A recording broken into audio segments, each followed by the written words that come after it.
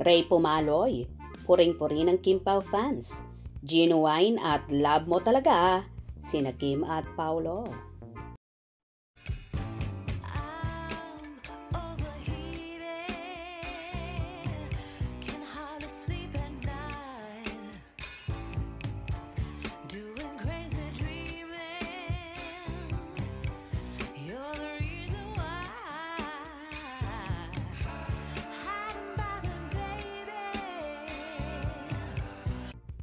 Pinuri ng mga fanay ni na Kim Chiu at Paolo Avellino, si Abante radio host Ray Pumaloy dahil sa genuine support niya sa Kim Pao. Sa post sa X ng fan na si at Carlos Miguel 652, binatikos niya ang isang online show na lagi raw pinapalabas na si Kim ang patay na patay kay Paulo. Hindi nila katulad ni Ray na genuine ang support sa Kim Pao. Kaya di ka siguro in-invite sa press con ng hashtag Kim Pao kasi alam ng management na ang bitter mo kay Kimi. Kesyo lagi niyang pinapalabas sa showbiz update nyo na si Kimi yung patay na patay kay Pao. Buti pa si Ray Pumaloy. Genuine ang support sa Kim Pao. Say ni at Carlos Miguel 652. Super touch naman si Pumaloy sa papuri ni at Carlos Miguel 652 at nag-comment siya rito. Super touch.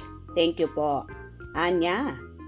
Nag-reply si at Carlos Miguel 652 at sinabing, "Nako Ray, kung alam nyo lang, di lang hashtag Kim Pao fans ang love kayo, pati na din ang fans ni hashtag Darren. Kasi always mo silang ipinagtatanggol sa radio show mo. Yan ang observation ko. We appreciate you."